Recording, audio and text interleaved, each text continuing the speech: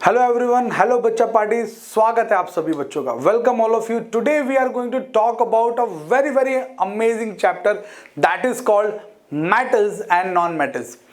In this chapter we have to study what is ore, what is mineral particularly, what are metals and non-metals, what are their properties, how they are different, how we can obtain metal from ore, that means metallurgy. We are also going to study properties of metals as well as non-metals in terms of their physical properties as well as their chemical properties. प्यारे बच्चों, इस chapter में हम metal non metal के बारे में जानेंगे, उनकी प्रॉपर्टीज के बारे में डिस्कस करेंगे, उनके नेचर के बारे में डिस्कस करेंगे, चाहे वो फिजिकल और केमिकल प्रॉपर्टीज हो, चाहे वो कैसे उत्पन्न होते हैं, अकरेंस उनके बारे में बात करेंगे, उनकी कैसे उत्पत्ति होती है और हम एक ओर से कैसे मेटल निकाल सकते हैं, इन सब के बारे में हम इस चैप्टर में बात करेंगे। तो स्वागत है आप सभी बच्चों का कील की अमेजिंग दुनिया में। Welcome all of you and let's get started. शुरू करते हैं। पहला और सबसे इंपॉर्टेंट क्वेश्चन, भैया चैप्टर तो है मेटल एंड नॉन मेटल, क्यों, कब और कैसे पता चला? देखो, एक बड़ी इंटरेस्टिंग सी स्टोरी है। पहले लोगों को मेटल का नॉलेज था, लोग लोहे के बर्तनों में खाना बनाते थे, चाकू छुरियाँ तलवार बनती थी, सोने चांदी के गहने पहना करते थे, कॉपर वगैरह के बर्तन यूज करते थे। तो people were using metals but they do not have any sense कि ये मेटल है क्या, इसमें डक्टिलिटी क्या है, मीलेबिलिटी क्या है, स्नोरेंस क्या है। People do not have any idea regarding that. लेकिन धीरे धीरे जब बहुत सारे एलिमेंट्स मिलते चले गए, तब लोगों को लगा यार अब इसको क्लासिफाई करें, और धीरे धीरे पीरियोडिक क्लासिफिकेशन हुआ, मेटल नॉन मेटल और मेटलॉइड्स की एक कैटेगरी सेट होना शुरू हो गया। सबसे पहले ब्रोमीन मिला था, जो एक नॉन मेटल था लेकिन लिक्विड स्टेट में पाया गया। मर्क्यूरी मिला था, जो मेटल था वो भी लिक्विड स्टेट में पाया गया था। तो लोगों के मन में पहले क्या होता था कि सॉलिड जितने थे वो मेटल थे और जो गैसेस थे वो सभी नॉन मेटल थे, ऐसा लोग परसेप्शन बनाते थे। लेकिन धीरे धीरे ये सभी परसेप्शन हटते चले गए और बाद में on the basis of their nature, presence of electron, their ductility, their conductivity, their malleability, इन सब चीज़ों के ऊपर कैटेगरी वाइज क्लासीफाई करके मेटल, नॉन मेटल और मेटलॉइड, इस तरह की चीज़ों को क्लासीफाई किया गया। तो बच्चा पार्टी, पहला क्वेश्चन आता है अकरेंस, उत्पत्ति कैसे हुई? बहुत सारे एलिमेंट ऐसे होते हैं which are derived from the earth crust in the form of ores. हम उन ओर्स की मेटलर्जी करते हैं, मैं सिखाऊंगा कैसे मेटलर्जी करेंगे। तो उन क्या एलिमेंट्स की मेटलर्जी करते हैं, ओर्स की मेटलर्जी करते हैं और हमें मेटल मिल जाता है। ये हो गया तरीका नंबर 1। ये जो अकरेंस है ओर से बनाने वाला, इसके लिए मेटलर्जी है। लेकिन समुद्र से भी हमें बहुत सारे मिनरल्स मिलते हैं, खासकर एल्कली फैमिली। एल्कली फैमिली किसकी थी? एल्कली मेटल्स कौन से? Sodium, potassium, rubidium, caesium, francium. ये पूरे के पूरे कहाँ से मिलते हैं? हमको ओशन से मिलते हैं। इनफैक्ट लिथियम भी उन्हीं की फैमिली में आता है। समझ में आया बच्चा? बड़ी बात। ऑन द अदर हैंड, हमें समुद्र हो गया, जमीन होगी, एयर में भी तो मिलते हैं। Yes, oxygen, carbon dioxide, nitrogen, sulphur dioxide, noble gases, बहुत सारी गैसेस हमें कहाँ से मिलती हैं? एटमॉस्फेयर से भी मिलती हैं। तो कुल मिला के अकरेंस हर जगह है। हाँ, ये बात और है कि हम मेटलर्जी मेटल्स के लिए करेंगे तो हम बात करेंगे किसके लिए? ओर्स के लिए। तो कितने तरह के ओर्स होते हैं? बहुत तरह के ओर्स होते हैं। Oxide ores, sulphide ores, carbonate ores, halide, sulphate, phosphate, silicates. कुछ एग्जाम्पल देखिए। ऑक्साइड ओर्स जैसे बॉक्साइड, बॉक्साइड एल्यूमिनियम का ओर है, ठीक है। मैग्नाइट, मैग्नेटाइट, ये आयरन का ओर है। सल्फाइड ओर्स में कॉपर पायरेटीज, ये कॉपर और आयरन दोनों मिलते हैं इससे। सिनेबार, इससे मर्क्यूरी मिलता है, ये एक सल्फाइड ओर है, सिनेबार। कार्बोनेट्स देखो, magnesium carbonate, limestone that is calcium carbonate and calamine that is zinc carbonate, ठीक है। देन हैलाइड्स, हैलाइड्स में NaCl एंड AgCl। सल्फेट्स में gypsum, calcium carbonate, dihydrate and Epsom salt that is magnesium sulphate and heptahydrate, ठीक है। Then there is phosphate, phosphates में कौन सा? Calcium phosphate and silicates में china clay that is aluminium silicate. Then then बच्चा party, so these are types of ores, oxide, sulphide, sulphate, carbonates, halides, phosphate, silicates, etc.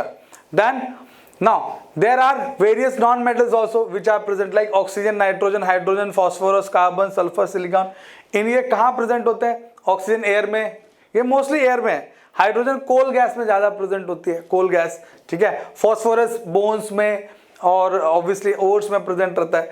Carbon in the form of diamond, graphite abundantly present, no doubt, ठीक है. और sulphur rock near active and dormant volcanoes के पास sulphurs के बहुत सारे. Silicon भी इसी तरह ओर्स वगैरह में मिलता है, ठीक है. तो ये सभी इनके क्या है? कंबाइंड स्टेट है.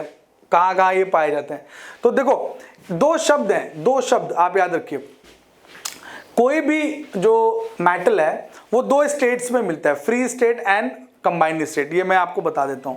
जैसे आप इस चार्ट में देख रहे हो ना, तो ऑक्सीजन फ्री स्टेट में एयर में मिलता है, लेकिन कंबाइंड स्टेट में in the form of oxide ores हर जगह प्रेजेंट है. पानी देख लो, पानी में क्या है?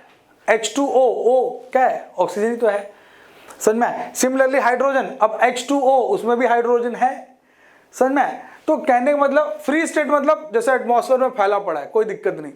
और कंबाइंड स्टेट मतलब जब वो कोई कंपाउंड बना के रह रहा है. तो ये हो गया. Now let's talk about physical properties of metals. थोड़ा क्विक करेंगे क्योंकि ये आपको पता है. देखो number 1, physical state, all are solid except mercury. All metals are solid except mercury, number 1. Number 2, metals are malleable. Malleable मतलब you can create sheets out of it. चादर मतलब जैसे होता है टिन का चादर या लोहे की चादर, शीट्स बना सकते हो आप. So you can easily what convert them into sheets by hammering it. हथौड़ा मार मार के पूरा डिस्क बना दे, कढ़ाई बना दे, तवा बना दिया, थाली बना दी, ठीक है. ऐसा सुना है क्या? कोयले की थाली, ऐसा नहीं हो सकता ना कि कोयले को पीट पीट के थाली बना दिया या आपने सल्फर की थाली बना दी, ऐसा नहीं हो सकता. मेटल आर डक्टाइल, वायर बना सकते हो आप, पीट पीट के लंबे लंबे वायर खींच सकते हो, ठीक है. Next, metals are good conductor heat and electricity. Good, ये तो आपको पता है, इसको समझाने की जरूरत नहीं, बचपन से जानते हो. Metal are lustrous and can be polished, ठीक है. अब जैसे ये गोल्ड है तो ये लस्ट्रस है, शाइनी है. आपके पास बर्तन होगा, ये वॉच है, वॉच यहाँ से शाइनी है. आपके पास कोई भी बर्तन है, मेटल है, देखोगे उसमें चमक होगी होगी, और आप पॉलिश भी कर सकते हो और चमक बढ़ा सकते हो. Then next, metals have high densities. Obviously they are solid, so mostly they have high densities. Then अच्छा, कुछ में डेंसिटी कम भी होता है. सोडियम वगैरह सॉफ्ट भी होता है ना, मैं आपको इसलिए बता रहा हूँ. ये जैसे मर्क्यूरी थोड़ा सॉफ्ट है, लेकिन सोडियम तो ऐसा सॉफ्ट है चक्कू से काट सकते हैं आप, चाकू से काट. जैसे एमसील आता है ना, एमसील जो पानी वगैरह रोकने के लिए लगाते हैं, एमसील पिडिलाइट कंपनी का आता है बच्चों. तो एमसील एग्जैक्टली दिखता है सेम सोडियम जैसा. तो आप कभी अगर सोडियम आपको हाथ में मिले ना, तो आप समझ जाओगे कि ये एमसील जैसा है, तो मतलब ये सोडियम है. एग्जैक्टली ग्रेइश कलर का होता है हल्का सा. अच्छा, most of the metals are rigid hard. ऐसा नहीं है कि आपने लोहे को मोड़ के तोड़ के ऐसा मोड़ दिया, ऐसा कर दिया, ठीक है. हार्ड होते हैं, ठीक है, रिजिड होते हैं, कड़क होते हैं, ठीक है. Metals have high melting boiling point and metal are sonorous. Metals में स्नोरेबिलिटी होती है, मतलब आवाज गूंजती है. अब आपने घंटी बजाए टन करके हो जाता है. इसमें ये पेन प्लास्टिक का है, आवाज गूंजेगी नहीं, ऐसे करके आवाज जाती नहीं. तो they are sonorous. What? Metal. Now let's talk about chemical properties. Mind my words, we are studying right now metals की physical properties and chemical properties. तो नॉन मेटल की भी पढ़ेंगे, बोलना मत. तो chemical properties में देखो, सबसे पहले the atoms of metals have usually 1 to 3 electron in the outermost shell. 1, 2 या 3 इलेक्ट्रॉन रहेंगे आउटरमोस्ट शेल में, जिसको वो डोनेट कर सकते हैं. Mostly metals are of donating nature, वो इलेक्ट्रॉन डोनेटर होते हैं. तो इसलिए क्या होगा, देखो सोडियम ने 1 इलेक्ट्रॉन लूज किया तो सोडियम आयन बन गया.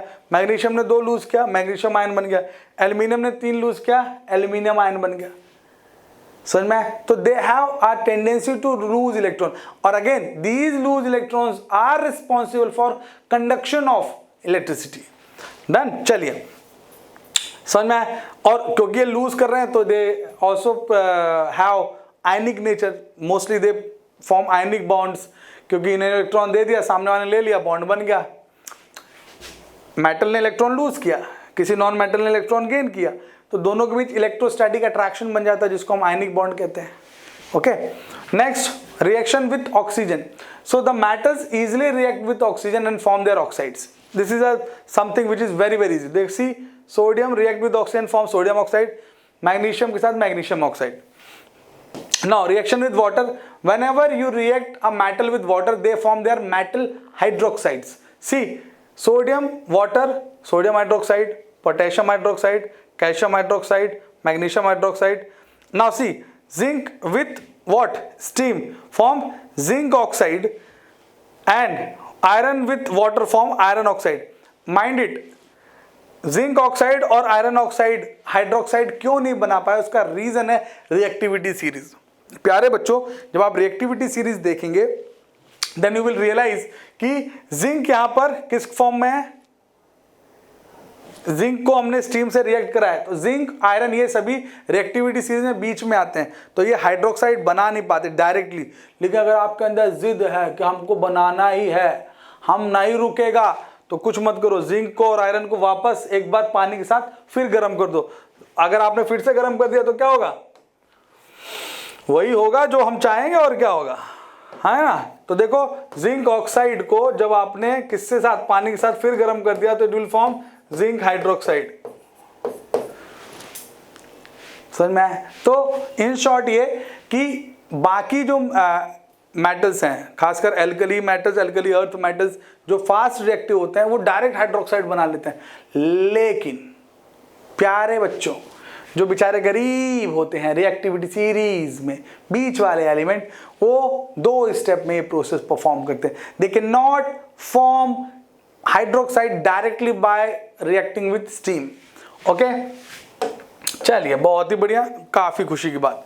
चलिए, reaction with dilute acid.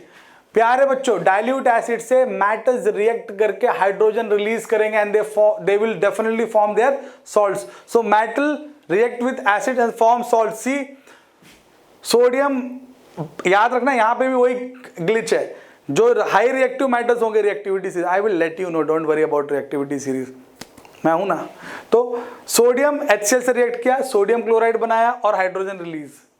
That means salt बनाएगा, हाइड्रोजन रिलीज करेगा, सॉल्ट बनाएगा, हाइड्रोजन रिलीज करेगा, सॉल्ट बनाएगा, hydrogen release, salt, hydrogen release. मतलब इन शॉर्ट, जितने भी आप रिएक्शंस कराओगे, चाहे एल्यूमिनियम की कराओ, चाहे जिंक की कराओ, किसी की भी कराओ डाइल्यूट एसिड से, तो दे will definitely release hydrogen and form their respective salts. Sulphate, देखो हाइड्रोजन सल्फेट था ना, तो इसलिए जिंक सल्फेट बन गया. हाइड्रोजन क्लोराइड था तो एल्यूमिनियम क्लोराइड बन गया. So respective salts will be formed and hydrogen will be released. ठीक है. Now iron reacts with slowly with dilute HCl or dilute H2SO4 and thereafter it is less reactive that zinc and aluminium. देखो iron के साथ क्या है, iron slow reaction करता है और उसके बाद उसकी रिएक्शन और भी ज्यादा मिनिमाइज हो है. उसका एक बहुत बड़ा कारण है.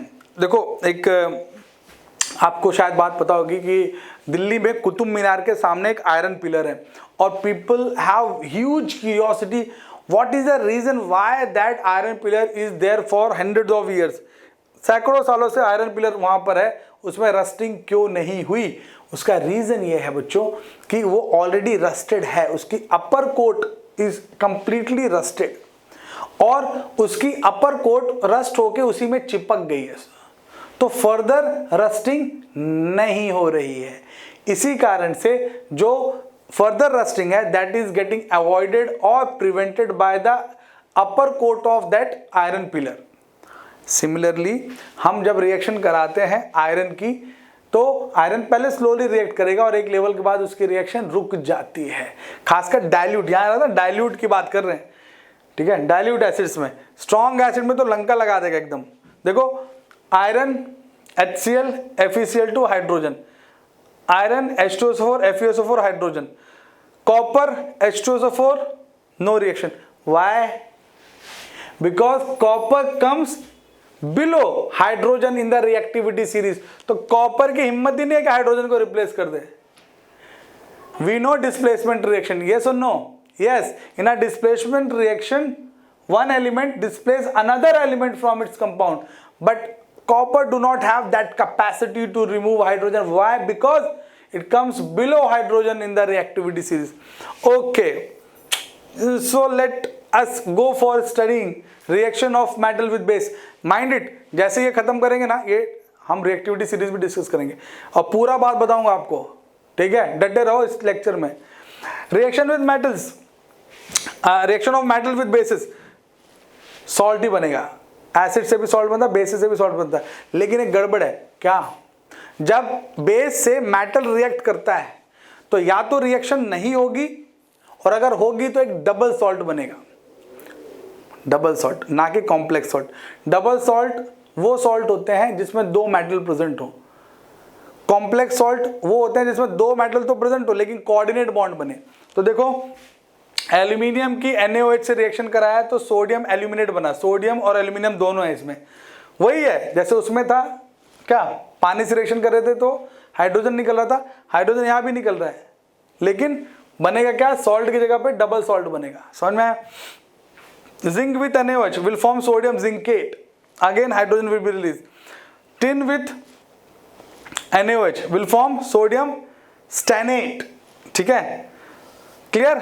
सेम रिएक्शन, या तो होगा नहीं रिएक्शन, अगर होगा तो सॉल्ट एंड हाइड्रोजन ही बनेगा। Next, reaction of metal with salt solution. Salt किससे बनते हैं? एक मेटल और एक नॉन मेटल के कॉम्बिनेशन से मोस्टली सॉल्ट्स बनते हैं। Yes or no? इसका मतलब जब हम रिएक्शन कराएंगे तो एक मेटल दूसरे मेटल का जिसका बॉन्ड है उसको रिप्लेस करने की कोशिश करेगा। Yes or no? तो this is absolutely based on reactivity series. आ जाओ तो देखो, जिंक कॉपर सल्फेट को डिस्प्लेस करके जिंक सल्फेट बना लेगा। यस, जिसका हमें था इंतजार वो आ चुका है बच्चों, reactivity series. Guys, it is very very important for you all to know, at least even if you fail to memorise it, that's fine, but you should know the importance of reactivity series. आपको पता होना चाहिए कि reactivity series क्या है और ये कैसे वर्क करती है। और अगर आपको याद नहीं हुआ तो भी दिक्कत नहीं है, क्योंकि अगर आपको इंपॉर्टेंस पता चल जाएगी तो आप लोग रट्टे मार मार के उसे तैयार कर लोगे, इसका मुझे भरोसा है। तो मेरा काम है आपको सिर्फ जगाना, जगाऊंगा मैं, भागोगे आप खुद। समझ में? क्योंकि जो जागेगा वो भागेगा, क्योंकि बैठे रहने से कुछ काम नहीं होने वाला। Yes or no? वेव एक आए, दो आए, तीन आए या 300 आए, फर्क नहीं पड़ता, जीतेगा वही जिसके अंदर जीतने का जज्बा है, और जज्बा यहां से आएगा पढ़ने से। शुरू करें तो रिएक्टिविटी सीरीज क्या है? हमने क्या किया, अलग अलग एलिमेंट्स को उनकी रिएक्टिविटी के बेसिस पे कि कौन किसको रिएक्टिविटी में, जैसे मान लो दो लोग हैं, हमने उनका युद्ध करा दिया। कैसे युद्ध करा दिया? जैसे मान लो, युद्ध मतलब रिएक्शन, या युद्ध का मतलब ये नहीं कि सीधे हाथ पांव तोड़ दिए, वैसा नहीं। जैसे मान लो एक बंदे का बॉन्ड बना हुआ है, अब मैंने ना दूसरे बंदे को खड़ा किया, मैंने कहा भाई ये बॉन्ड टूट गया तो मतलब तू जीत गया। तो वो आया, उसने दम लगाया, अगर ये बॉन्ड तोड़ दिया मतलब वो इससे स्ट्रांग था, और अगर नहीं तोड़ पाया मतलब ये वीक था। तो ये कंपैरिजन है। तो हमने क्या किया, हमने ना हर एक एलिमेंट के कंपाउंड्स को एक दूसरे से रिएक्ट कराया। तो पता चला, क्या पता चला भाई, क्या पता चला? देखो, पता ये चला, थोड़ा सा मैं इसको जूम इन कर देता हूं आपके लिए, सिर्फ आपके लिए इसको थोड़ा सा जूम कर देता हूं, ठीक है? ये देखो, चलिए, ठीक है। अब है ना ये थोड़ा सा ब्लरी हो गया, बट कोई दिक्कत नहीं, ठीक है। अब क्या है, आप अगर ध्यान से देखो तो टॉप पे कौन है? टॉप पे यहां पे लिथियम है। तो lithium, potassium, barium, calcium, sodium, magnesium, aluminium, zinc, iron, निकल, टिन, लेड, और यहां पर हाइड्रोजन है। हाइड्रोजन तो नॉन मेटल है और बीच में आ गया है, उसके नीचे कॉपर है, मर्क्यूरी है, सिल्वर है, गोल्ड है। तो हमने हाइड्रोजन को बेंचमार्क बना लिया, हाइड्रोजन के ऊपर वाले, हाइड्रोजन के नीचे वाले। हाइड्रोजन के ऊपर वाले वेरी रिएक्टिव, हाइड्रोजन के नीचे वाले लेस रिएक्टिव। हाइड्रोजन के ऊपर वाले तेजी से रिएक्शन करेंगे, नीचे वाले स्लो रिएक्शन करेंगे। अब एसिड्स में क्या होता है? हाइड्रोजन होता है। अब हाइड्रोजन बीच में फंसा है, तो अगर आप इनकी रिएक्शंस कराओगे, जैसे मान लो मैंने ले लिया HCl और इनमें से मान लो मैंने कैल्शियम ले लिया, तो कैल्शियम कैल्शियम क्या करेगा, कैल्शियम इसको बोलेगा हाइड्रोजन को, चल भाई निकल, तो क्या बना लेगा, कैल्शियम का क्लोरीन के साथ बॉन्ड बन जाएगा और हाइड्रोजन को निकलना पड़ेगा। लेकिन अगर मैं इसी रिएक्शन में HCl में क्या डाल दूं, कॉपर डाल दूं, कॉपर कहाँ आता है, नीचे आता है, तो ये जब जाएगा ए हाइड्रोजन निकल, तो हाइड्रोजन बोलेगा पक पागल, कंटाप देंगे तुमको, तो इसको ये निकलने नहीं देगा। So basically copper can not replace hydrogen from its acid, but these metals can do. तो कहानी क्या है, कहानी ये है कि अगर आपको ये समझना है कि रिएक्टिविटी सीरीज याद कर लोगे तो फायदे में रहोगे, बताऊं फायदे में रहोगे, क्योंकि याद कर लोगे तो तुम्हें तुम्हारा फायदा, नहीं तो नुकसान भी तुम्हारा, लेकिन ठीक है समझ में लेकिन आना चाहिए। सो हाइड्रोजन लिथियम सबको रिप्लेस कर सकता है, जितने हैं potassium, barium, calcium, sodium, magnesium, aluminium, zinc, सबको, ठीक है। अगर मैं आपको एग्जांपल के लिए दिखाऊं बच्चों, ठीक है, एग्जांपल के लिए दिखाऊं, लेट से कि मेरे पास एक पूरी पिक्चर ही बना लेते हैं, ठीक है। जैसे NaCl है, NaCl में मैंने डाल दिया K, अब K मतलब पोटेशियम, पोटेशियम सोडियम के ऊपर आता है, तो सीधे ये K क्या कर देगा, इसको बोलेगा चल भैया निकल, तो बनाएगा KCl और सोडियम आउट। अब तुम गए KCl को लेके, वहां मिल गया लिथियम, लिथियम बोलेगा चल बबुआ निकल, तो LiCl और K बाहर। अब क्या ये रिवर्स हो सकती है प्रोसेस, नहीं। क्या ये रिवर्स हो सकती है, नहीं। मतलब ये कि तब तक रिएक्शन होती रहती है जब तक सबसे ज्यादा स्टेबल कंपाउंड ना बन जाए। NaCl के कंपैरिजन में KCl is more stable because potassium ताकतवर है। तो इसका मतलब रिएक्टिविटी सीरीज आपको यह भी बताती है कि कौन सा लेस रिएक्टिव है, कौन सा ज्यादा रिएक्टिव है, एंड बनने वाला कंपाउंड कौन सा ज्यादा स्टेबल है, क्योंकि stability is a comparative study. जैसे गरीबी और अमीरी कंपैरेटिव होता है। समझ में आया कि नहीं? मुकेश अंबानी बहुत पैसे वाला है, अमीर है, किसके कंपैरिजन में? हम लोगों के कंपैरिजन में। मुकेश अंबानी गरीब है, किसके कंपैरिजन में? बिल गेट्स या इलॉन मस्क के कंपैरिजन में। समझ में आ रही है बात? तो क्या वो सच में गरीब या अमीर है? नहीं, ये कंपैरिजन है। ठीक है, ये तो समझ में आया ना। याद रखना, stability, reactivity is a compare. Sodium is very reactive, come on, but it is less reactive than potassium. समझ में आया कि नहीं? चलिए चलिए चलिए, बहुत बढ़िया। तो इसमें क्या होता है, इसके लॉजिक आपको समझ में आया पूरे? इसका एक ही लॉजिक है, क्या? आपको सिर्फ और सिर्फ एक ही चीज पे ध्यान देना है कि कौन कैसे किससे ज्यादा रिएक्टिव या कम रिएक्टिव है। ठीक है, तो चलिए इसकी प्रॉपर्टीज एक बार डिस्कस कर लेते हैं। Utility of activity series. Number 1, the metal which is higher in the activity series is more reactive than others.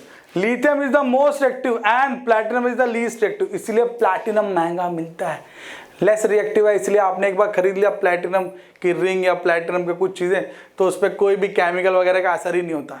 Nobel metal बोलते हैं प्लैटिनम को, समझ में? नोबल क्यों? मोह माया से दूर, रिएक्शन से दूर, नोबल मेटल।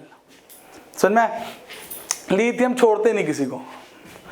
नॉन मेटल में फ्लोरीन और मेटल में लिथियम, ये किसी को नहीं छोड़ते, सबसे रिएक्शन कर जाते हैं। इनफैक्ट मैं आपको बताता हूँ, लिथियम इतनी तेजी से रिएक्ट करता है। आपने लिथियम आयन बैटरी सुना है ना, इसीलिए यूज करते हैं क्योंकि बहुत तेजी से आयन का लेन देन करता है ये इलेक्ट्रॉन्स का, और बेहतरीन सेल फॉर्म करता है, बेहतरीन EMF प्रोड्यूस करता है। Then number 2, the metal which have been placed above hydrogen are most reactive. Hydrogen के ऊपर वाले ज्यादा रिएक्टिव, हाइड्रोजन के नीचे वाले लेस रिएक्टिव है। एक शॉर्ट लॉजिक बताऊं क्या? ऊपर वाला हाइड्रोजन से मान लो या ऐसे भी मान लो, ठीक है, चलो यहीं दिखा देता हूं, यहां देख लो। ऊपर वाला नीचे वालों को जब चाहे तब रिप्लेस कर सकता है। भगवान कुछ भी कर सकते हैं, तो ऐसे ही ऊपर वाला इनमें से किसी को भी रिप्लेस कर सकता है। लिथियम इन पूरों को, पोटेशियम इन पूरों को, कैल्शियम इन पूरे लोगों को रिप्लेस कर सकता है। तो ऊपर वाला नीचे वालों को रिप्लेस कर सकता भाई, नीचे वाला ऊपर वाले को कुछ नहीं कर सकते। लॉजिक याद रखना, बस आपको समझाने के लिए बताया, ठीक है। चलिए The metals which are placed below hydrogen are less reactive. Yes, as I said. ठीक है. A more reactive metal in the activity series can displace less reactive. बता ही चुका हूँ. More reactive, less reactive को displace कर सकता है. Metal at the top of the series are very very reactive. Therefore they do not occur in free state. अरे भैया lithium free state में थोड़ा ना मिलता है. इतने रिएक्टिव फ्री मिल ही नहीं सकते. वो बॉन्ड बनाने के लिए बैठे थे. कोई भी मिला बॉन्ड बना लिया.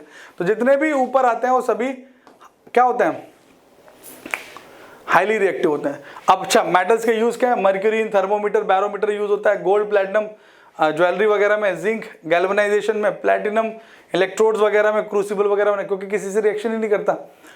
यूजेस मेटल के आपको पता आने चाहिए. आयरन वेरियस डिवाइसेस और हैवी ड्यूटी अप्लायंसेस बनाने में. Copper making electric wire and all. Aluminium wire, cables, utensils सब में. एयरप्लेन्स वगैरह बनाने में. Some metal play important functioning of living organisms. जैसे iron is part of haemoglobin, आपको पता है. और magnesium is part of this chlorophyll, ये भी आपको पता होना चाहिए. प्लांट और एनिमल दोनों के लिए जरूरी है. Zinc is use in making dry cells. Zinc की पूरी एक कोट यूज करते हैं ड्राई सेल्स बनाने में. ठीक है, लेग लांचे सेल भी बोलते थे. Lead is use in making automobile batteries. जो बड़ी बड़ी आती है ना, बड़ी बड़ी बैटरीज जो इन्वर्टर वगैरह में भी यूज होती है, कार्स में, एक्साइड वाली बैटरीज, उसमें लेड मेजर कंपोनेंट होता है. Done. So guys now we have to talk about minerals and ore. Mineral ore की बात करेंगे तो मेटलर्जी की बात करेंगे, फिर नॉन मेटल की बात करेंगे. चलिए शुरू करते हैं अब मिनरल्स एंड ओर्स. सो बच्चा पार्टी, अब हम बात कर रहे हैं मिनरल्स एंड ओर्स की. मिनरल्स एंड ओर्स एक बड़ी इंटरेस्टिंग सी लाइन है जो आपने शायद सुनी होगी. नहीं सुनी है तो आज सुन लीजिए. All ores are minerals but not all minerals are ore. क्या मतलब हुआ इसका? दुनिया के जितने भी ओर्स हैं वो सभी मिनरल्स हैं, बट जितने भी मिनरल्स हैं वो सभी ओर्स नहीं हैं. तो इसका मतलब ये हुआ कि ore is a type of mineral. तो फिर मिनरल क्या है? मिनरल हर वो चीज है जो जमीन से, अर्थ क्रस्ट से मिलती है.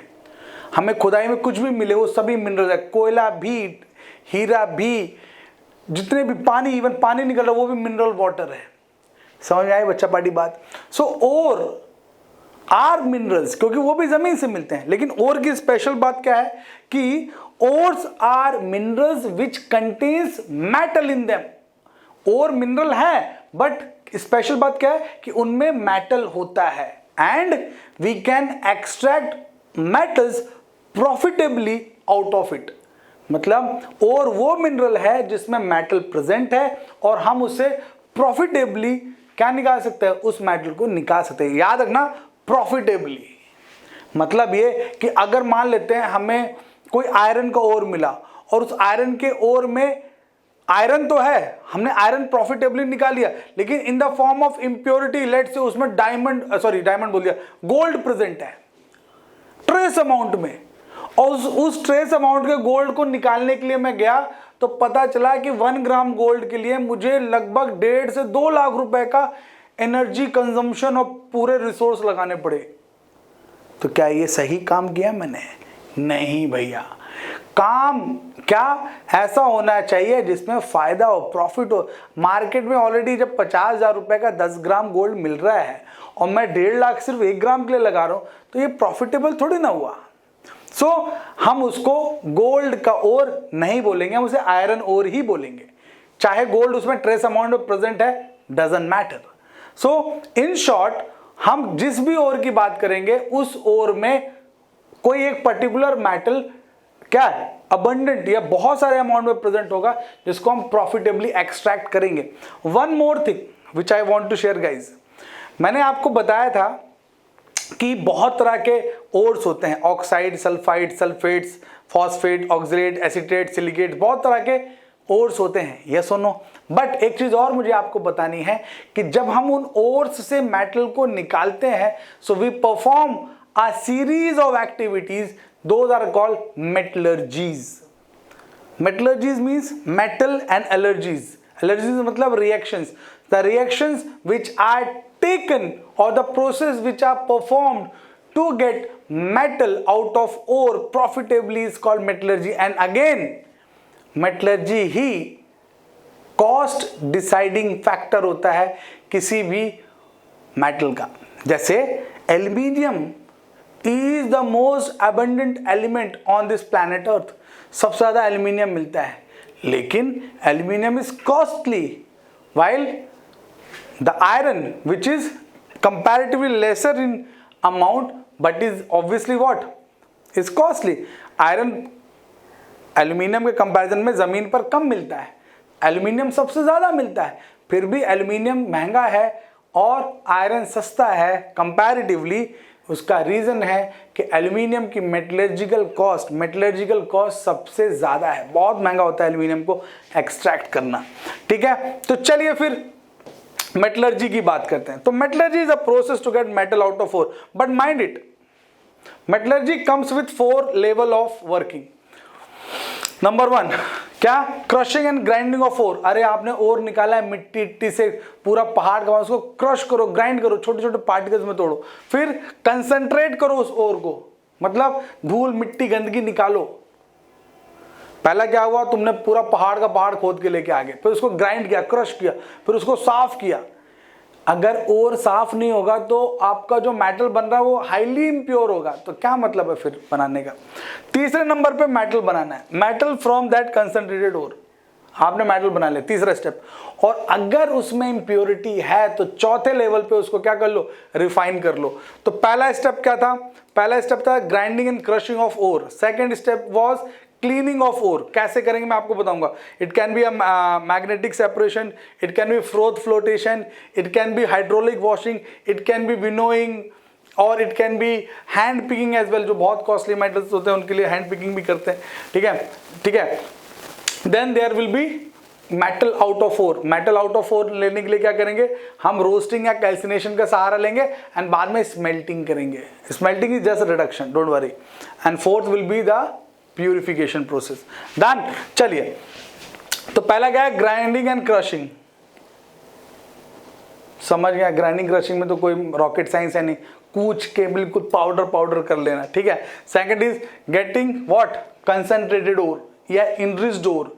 इनरिच्ड मतलब भैया उसकी गंदगी हटाना है, तो सबसे अच्छा तरीका होता है इनरिच्ड ओर बनाने का हाइड्रोलिक वॉशिंग। क्या होता है,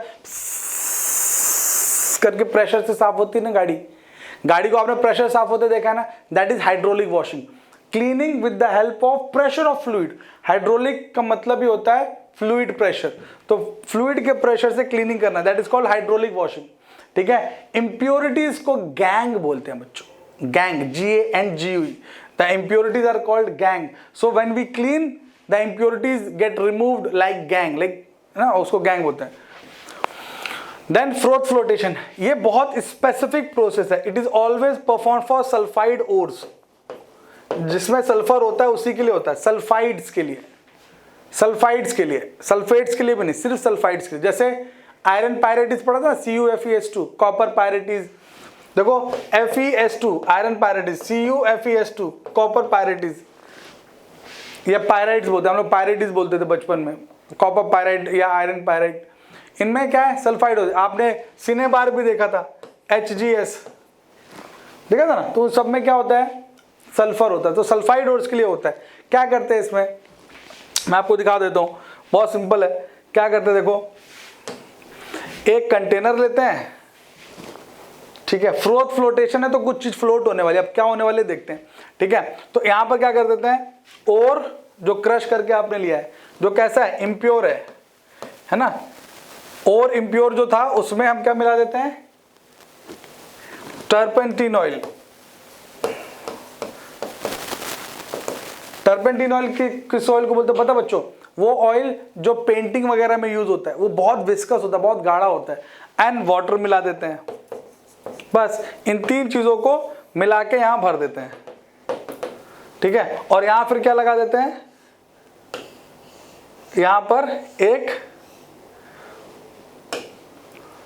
पर एक प्रेशर पंप लगा देते हैं।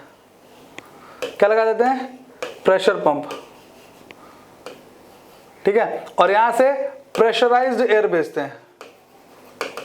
प्रेशराइज्ड एयर मतलब कंप्रेस्ड एयर, जोर से, तो क्या होगा, अब आप यहां से एयर जब आएगी यहां पर तो क्या होगा, ये पूरा मिक्सिंग होना शुरू हो जाएगा। तो क्या होगा, जो टर्पेंटिन ऑयल है, oil obviously is lighter than water, तो ऑयल के साथ और यहां पर फ्लोट करने लगता है, सल्फाइड और यहां ऐसे फ्लोट करने लगे, उसको हम निकाल लेंगे और जो गंदगी होगी वो यहां पर इकट्ठा हो जाएगी। This is called froth flotation, ठीक है। It's a very easy process, ठीक है, बट फ्रोथ फ्लोटेशन ऐसा होता है। Then there is magnetic separation. Magnetic separation किसके लिए किया जाता है बच्चों, कॉमन सेंस लगाओ, जिसमें मैग्नेटिक नेचर होगा, मतलब आयरन, कोबाल्ट एंड निकल के लिए। इसको मैं यही दिखा देता हूं कि जैसे मान लेते हैं ये एक बेल्ट है, कन्वेयर बेल्ट, ठीक है, ये एक मैग्नेटिक पार्ट है, ठीक है, और इस कन्वेयर बेल्ट पे यहां पे एक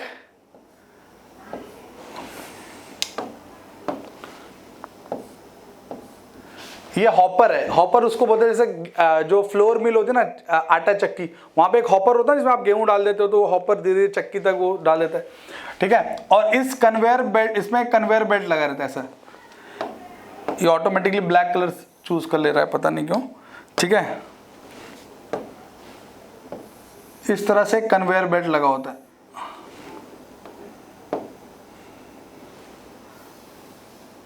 डन।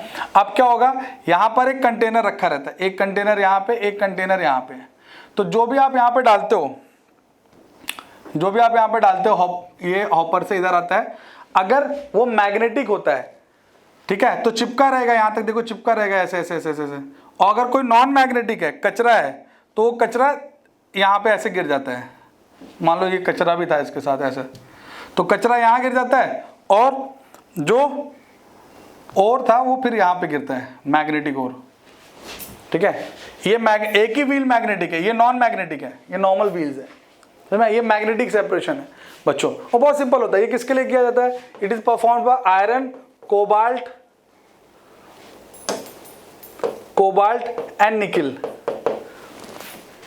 आयरन, कोबाल्ट और निकिल के लिए परफॉर्म किया जाता है, because these are ferromagnetic substances, ठीक है, उनके लिए प्रोसेस परफॉर्म की जाती है, ठीक है। चलिए, अब हमने ये तीनों काम कर लिए, अब हम जाएंगे किस पे, थर्ड स्टेप क्या था, getting metal out of ore. But ये एक डाइसी चीज है। क्या डाइसी चीज है, मेटल में ओर में जो मेटल है वो किसी भी फॉर्म में हो सकता है वो ऑक्साइड फॉर्म में हो, Fe2O3 like this, oxide form में हो, या हो सकता है कि वो ऐसे फॉर्म में हो कि ऑक्सीजन है ही नहीं, मान लो वो है FeS2 इस फॉर्म में है। अब इन दोनों में डिफरेंस क्या है बच्चों, डिफरेंस ये है कि इसमें ऑक्सीजन है, इसमें ऑक्सीजन नहीं है। तो यहां पर हम करेंगे कैल्सिनेशन। क्या करेंगे बच्चों, we perform calcination, we will perform calcination, जलाएंगे, heating in absence of oxygen, so that we get Fe2O3 जो था, और जो इंप्योरिटीज हैं वो किल हो जाए। इसका बेस्ट एग्जांपल है, जैसे मान लो यहाँ पे ना ये है, अभी तुम सोचोगे कि Fe2O3 बनाना था तो क्यों लिया, मान लो आपने FeSO4 ले रखा था, तो आपको मिल गया क्या FeO2O3, और यहाँ पे सल्फर डाइऑक्साइड बन के निकल गया, सल्फर डाइऑक्साइड या sulphur trioxide, doesn't matter here, okay. Now दूसरे वाले में ऑक्सीजन नहीं है, तो you have to burn in the presence of oxygen, and this is called roasting. What, roasting, ठीक है। So what will happen, again you will get iron oxide and SO2 will be released, Fe2O3 या FeO जो भी आपको बनाना बना लो, कोई दिक्कत नहीं। मतलब कुल मिला के either you perform roasting or you perform calcination, at the end you will be getting what, metal oxide, at the end you will be getting what, metal oxide. See here already oxygen is present, that is the reason they are performing calcination to form zinc oxide. See siderite को लिया, calcination किया, ये। अब इसके नीचे मैं आपको roasting भी दिखा देता हूं, देखो रोस्टिंग तो अपन ने पढ़ लिया ही है, we already have studied roasting. See here there is no oxygen present, so they have added oxygen and performed burning, and at the end they form oxide.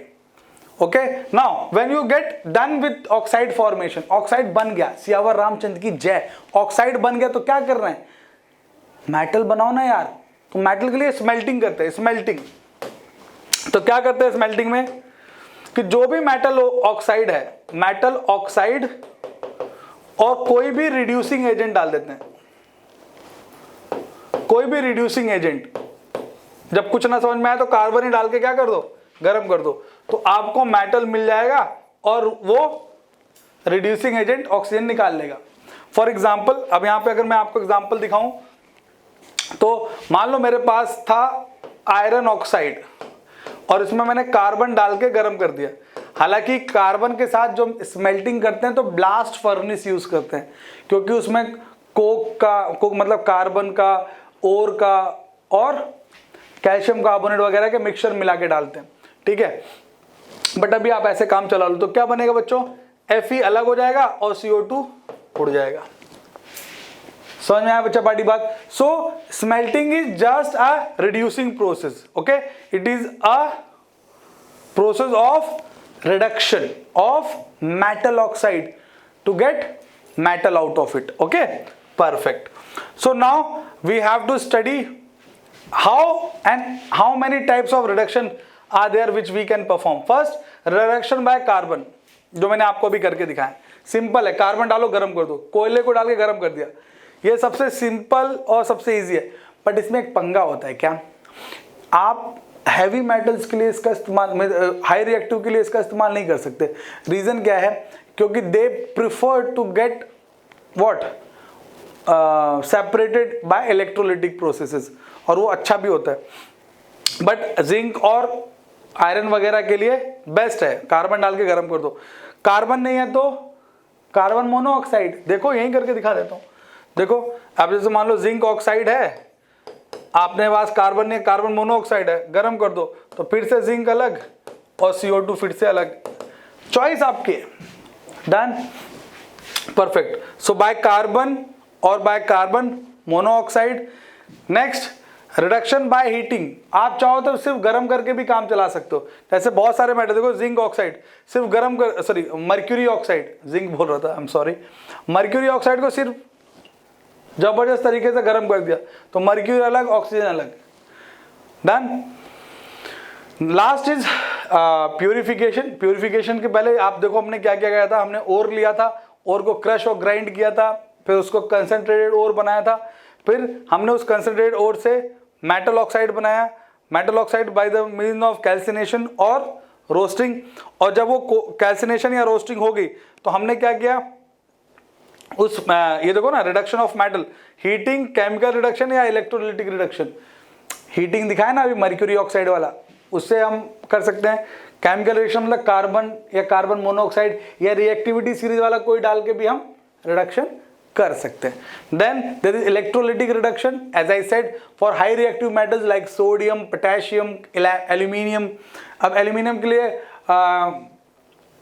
एक बहुत अच्छी प्रोसेस होती है जिसको बोलते हैं हुक्स प्रोसेस, ठीक है। हुक्स प्रोसेस में you get ultra refined aluminium, ठीक है।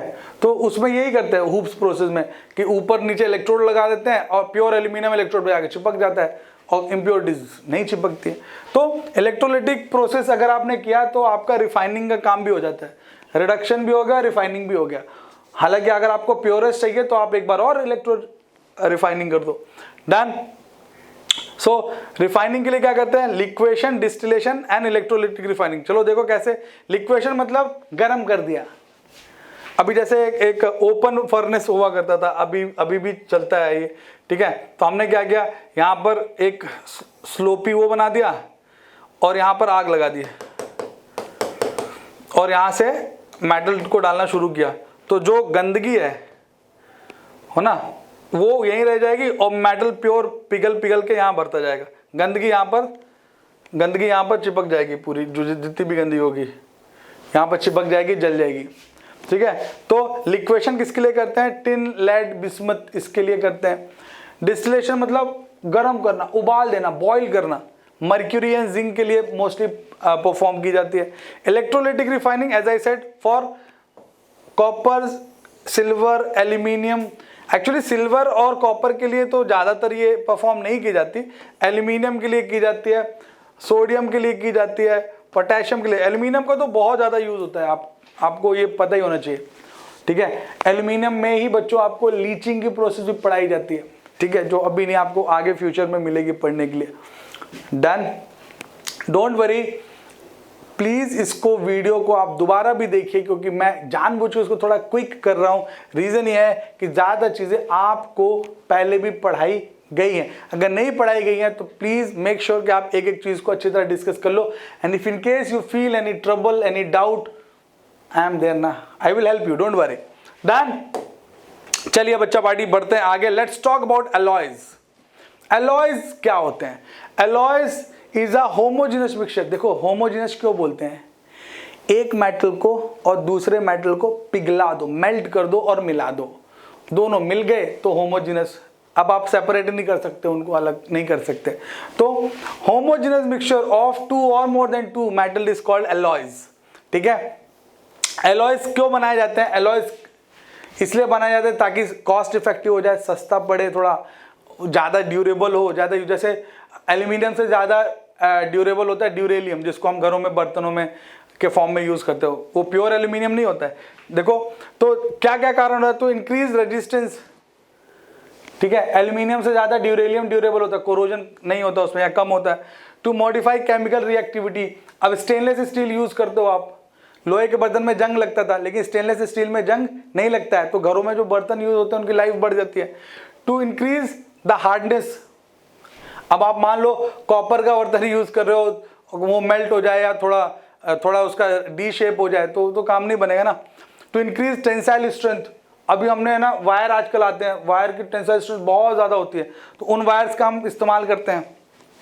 To produce good casting, casting के लिए जैसे हमको आयरन वगैरह, जैसे कास्टिंग, जैसे कहीं पर किसी चीज़ को जोड़ना है, फिलिंग करनी है, तो हमने अलॉय से फिल कर दिया और वो जगह फिल हो। जैसे आपने देखा होगा शायद ट्रेन की दो पटरियाँ, अब पूरी ट्रेन की पटरी, एक पटरी और दूसरी पटरी के बीच में गैप तो बनता होगा ना, तो उस गैप को कैसे फिलिंग करते हैं? कास्टिंग वगैरह करके, ठीक है।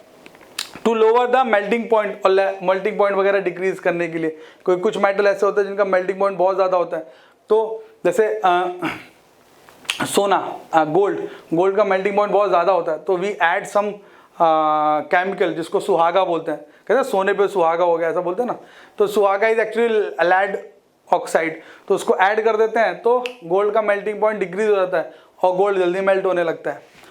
Now corrosion of metals, dear all student, corrosion is loss of metal. In short, किसी भी मेटल का जब हम कोरोजन करते हैं तो बेसिकली हम बात करते हैं loss of metal.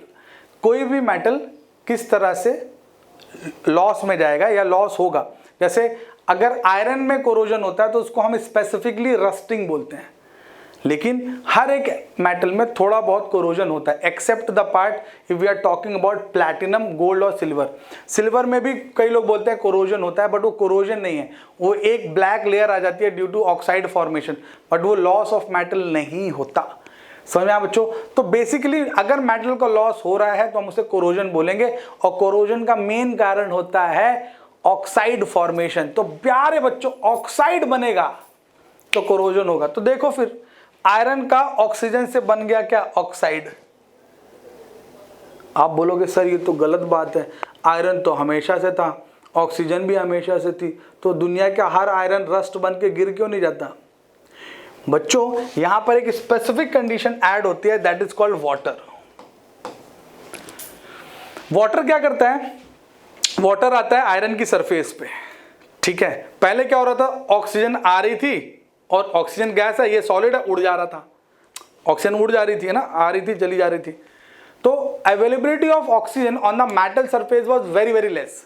But when there is presence of moisture और वाटर, द मॉइस्चर एंड और water holds oxygen and increases the availability on the metal surface, yes or no?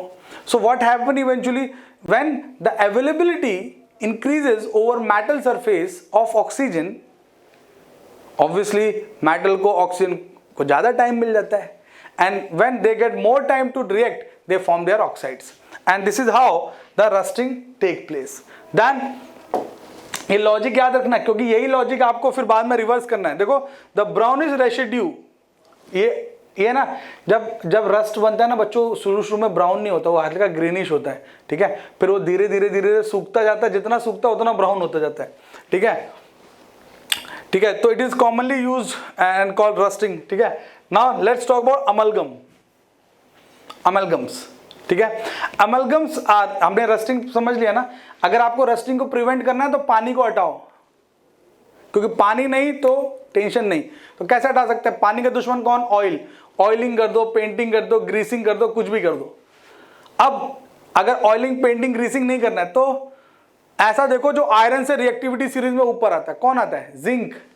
तो बस जिंक के बाहर रख दो, या जिंक को उसके ऊपर डाल के जला दो आयरन के ऊपर। तो जिंक क्या है? मेल्टिंग पॉइंट कम होता है तो जल्दी पिघल जाता है और आयरन के ऊपर चिपक जाता है। समझ में आया? तो रस्टिंग किसकी होगी, या कोरोजन किसका हो जाएगा? आयरन का, उसका जिंक का हो जाएगा। तो जिंक ऑक्साइड बना के सेटल हो गया। अब ये आयरन है, इसके ऊपर जिंक है, लेकिन वो ऑक्साइड बना चुका है।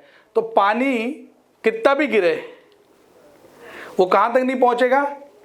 आयरन तक नहीं पहुंचेगा, और आयरन तक नहीं पहुंचेगा तो रस्टिंग नहीं होगी।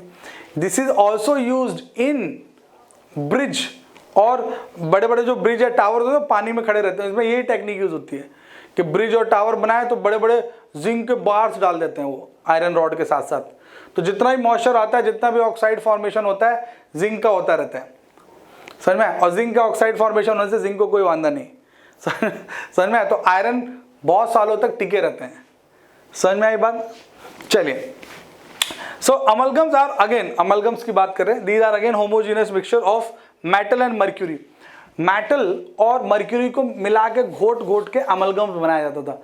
खासकर आयुर्वेदिक मेडिसिन में इनका बड़ा महत्व है, बहुत इंपॉर्टेंस है अमलगम्स का, ठीक है। सबसे ज्यादा यूज होता है sodium amalgam, contain sodium and mercury, ठीक है, ठीक है। बच्चों अमलगम्स का यूज इसलिए भी होता है जैसे सोडियम बहुत रिएक्टिव होता है, लेकिन अगर आपने कहते हैं क्या बोलते हैं उसको बोलते हैं एक शब्द होता है मारण, धातु मारण मतलब किल करना, मेटल को किल करना। अब जैसे सोडियम है, सोडियम बहुत ज्यादा रिएक्टिव होता है, उसको किल करना मतलब उसकी रिएक्टिविटी को कम करना। तो मर्क्यूरी के साथ डाल के खूब जबरदस्त तरीके से रगड़ डाला, तो रगड़ देते हैं तो क्या हो जाता है? सोडियम की रिएक्टिविटी कम हो जाती है। It decreases what? Reducing it's reactivity. अब सोडियम की रिएक्टिविटी डिक्रीज हो गई तो आप सोडियम का इज्जत से, किफायती तरीके से इस्तेमाल कर सकते हो। नहीं तो सोडियम क्या है? पानी मिला सोडियम को फटाक से रिएक्शन करता है और एक्सप्लोजिवली रिएक्शन करता है, तो हमारे लिए खतरनाक हो जाता है ना, और यूज भी नहीं कर पाते। Done. Tin amalgam is use in silvering cheap mirrors. जो सस्ते कांच, सस्ते मिरर्स होते हैं ना, जिसमें आप अपना चेहरा देखते हैं, उसके पीछे है ना, चीप मतलब सस्ते वाले, ठीक है, उनमें क्या करते हैं? टिन का अमलगम लगा देते हैं। टिन और मर्क्यूरी का पेस्ट घोट के लगा दिए, एक बार में ही लग जाता है, ठीक है।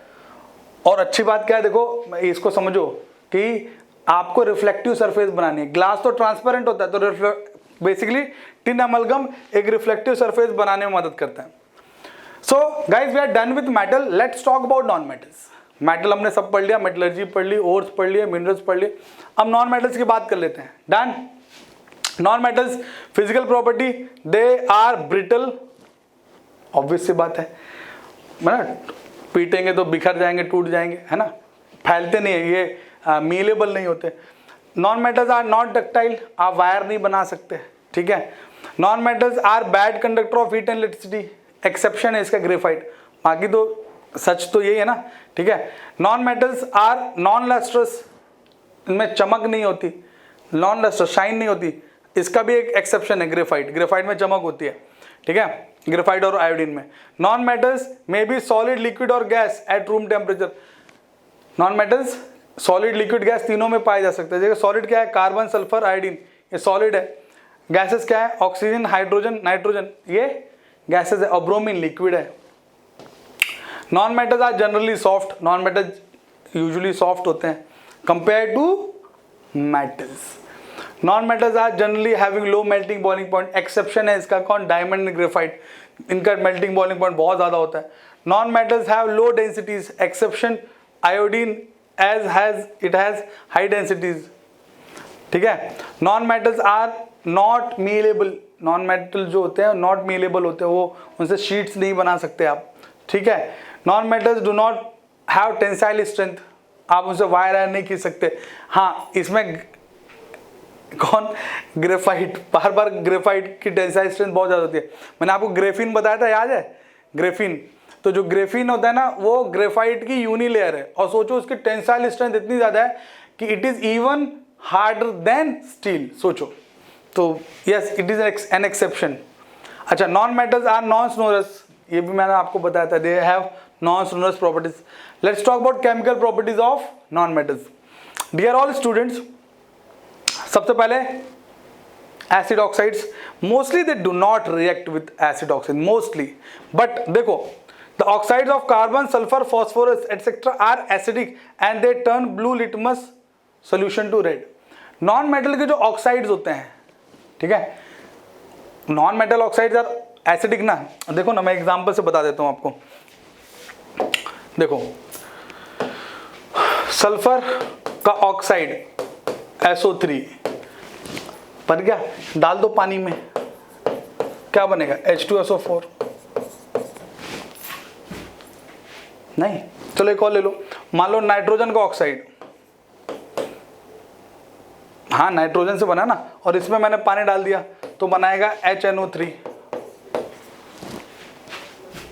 तो इन शॉर्ट ये कि नॉन मेटल ऑक्साइड्स जो होते हैं, नॉन मेटल ऑक्साइड्स जो होते हैं, they have acidic nature. Phosphorus को देख लो, P2O5, फॉस्फोरस पेंटोऑक्साइड या फॉस्फोरस ट्राईऑक्साइड, इसको पानी में डाल दो तो फॉस्फोरिक एसिड बना देता है, H3PO4।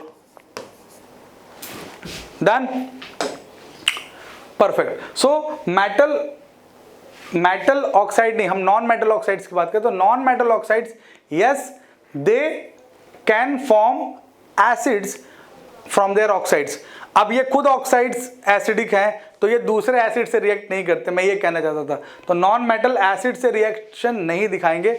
चलिए आगे बढ़ते हैं, ठीक है। कुछ एग्जांपल देखो, कार्बन का ऑक्सीजन से, ठीक है, तो ये CO2 है, ये CaO नहीं है, कार्बन डाइऑक्साइड है। Again it's a printing error guys, please ignore this, this is CO2, okay. और ये CO2 वाटर में डाला था, कार्बोनिक एसिड बना। तो ऑक्साइड्स जो होते हैं ये क्या बनाएंगे? एसिडिक बनाएंगे, ठीक है। सल्फर में देखो सल्फ्यूरस एसिड या सल्फ्यूरिक एसिड बनाएगा। फॉस्फोरस देखो फॉस्फोरिक एसिड बनाया, ठीक है ना। नाउ न्यूट्रल ऑक्साइड, जैसे हमने कार्बन मोनोऑक्साइड देखा, पढ़ा ना अपन ने कार्बन वाले चैप्टर में, तो कार्बन मोनोऑक्साइड, नाइट्रोजन ऑक्साइड या sorry nitric oxide, these all are neutral oxides, they are neither acidic nor basic, ठीक है। बेसिक तो हो ही नहीं सकते, एसिडिक या न्यूट्रल में ही खेल खेलना है आपको। बेसिक ऑक्साइड तो हो ही नहीं सकता, कौन? नॉन मेटल, कम ऑन, ठीक है। हाँ, कंपैरिजन में डालो तो बात हो रहा है, अदरवाइज नहीं। Reaction with water, non metal do not react, they do not react with water और steam, they do not react with acids, क्योंकि वो खुद नॉन मेटेलिक है। एक नॉन मेटल दूसरे नॉन मेटल को डिस्प्लेस नहीं करता। मेटल्स की रिएक्टिविटी सीरीज होती है, नॉन मेटल्स की रिएक्टिविटी सीरीज नहीं है। रिएक्शन विद बेसिस, यस सभी बेसिस से रिएक्शन करते हैं नॉन मेटल्स, क्यों? अरे भाई ये खुद एसिडिक नेचर के होते हैं, तो बेसिस से तो बस तैयार है सॉल्ट बनाने के लिए। तो देखो ये फॉस्फोरस है, ये बेस है, रिएक्ट करके क्या बना है? सोडियम हाइपोफॉस्फाइट, सॉल्ट है सोडियम हाइपोफॉस्फाइट। सल्फर NaOH से sodium thiosulphate and sodium sulphide, क्या बना? अपने सॉल्ट्स बना रहे हैं। वही जैसे होता ना एसिड बेस मिलके सॉल्ट एंड वाटर बना रहे हैं, ऐसे सेम इधर सेम प्रोसेस है, सॉल्ट और वाटर बनता जाएगा। यहाँ पे तो फॉस्फीन बन रहा है क्योंकि हमने वाटर ऑलरेडी यूज कर रखा है, ठीक है। क्लोरीन NaOH से रिएक्शन करके देखो NaCl बनाया, ये NaOCl है जिसका नाम है सोडियम हाइपोक्लोराइट, ठीक है। और क्या बनेगा? H2O बनेगा। So in short yes they can react and they form what? Their respective oxides and sorry salts and water. Done, आराम से रिएक्शन होगी नॉन मेटल्स की, कोई वांदा नहीं। Uses, silicon is used in semiconductors, we know, ठीक है। Although silicon को सेमीकंडक्टर ही माना जाता है, मेटलॉइड कैटेगरी में रखते हैं, ठीक है। डिफरेंट अलॉयज में सिलिकॉन वगैरह यूज होता है। Silicon carbide is use in cutting and grinding of hard substances like diamond, silicon carbide, इसकी जो हार्डनेस है वो 9 काउंट की जाती है। सिलिकॉन कार्बाइड बहुत हार्ड होता है, SiC लिखते हैं शॉर्ट में, सिलिकॉन कार्बाइड SiC। मोस्टली जितने भी कार्बाइड्स होते हैं ना बच्चों, मोस्टली जितने भी कार्बाइड्स होते हैं सभी हार्ड होते हैं, याद रखना है ना, मोस्टली सभी कार्बाइड्स हार्ड ही होते हैं। Phosphorus is use in manufacture of what, match box, fertilisers, rat poison, smoke greens and firework, ये फॉस्फोरस यूज होता है। Sulphur is use in manufacturing of sulphuric acid, sulphur is again use in antiseptic making, ठीक है। Graphite is use in as dry lubricant, hydrogen oxygen can be used as oxyhydrogen flame in welding metals, और oxygen hydrogen का mixture as a fuel भी use होता है, किसमें, jets वगैरह में या रॉकेट्स में। Very good.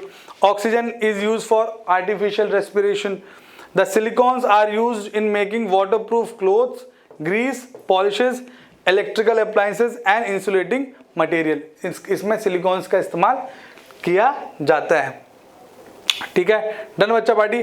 फिर then there is list of some minerals and ore which you know, ठीक है। आप इस पूरी चीज को बच्चा पार्टी आप पढ़ सकते हैं कहां पर, इस पूरी चीज को आप पढ़ सकते हैं ऐप में, कील ऐप में, ठीक है। आप कील ऐप पे जाइए, इस पूरी चीजों को देखिए, खासकर इन नोट्स को देखिए, और कुछ डाउट है तो ज़रूर पूछिए। हम मिलेंगे अगले लेक्चर में, क्योंकि आज हमने ख़त्म कर लिया मेटल एंड नॉन मेटल्स, हमने मेटलर्जी वगैरह भी डिस्कस किया। कोई डाउट या क्वेरी है, कुछ कंसर्न है तो डोंट हेजिटेट टू आस्क, मचा देंगे अपन, ठीक है। तो मिलते हैं अगले लेक्चर में और मचाते हैं। तब तक अपना ध्यान रखो, स्वस्थ रहो। जय हिंद, वंदे मातरम।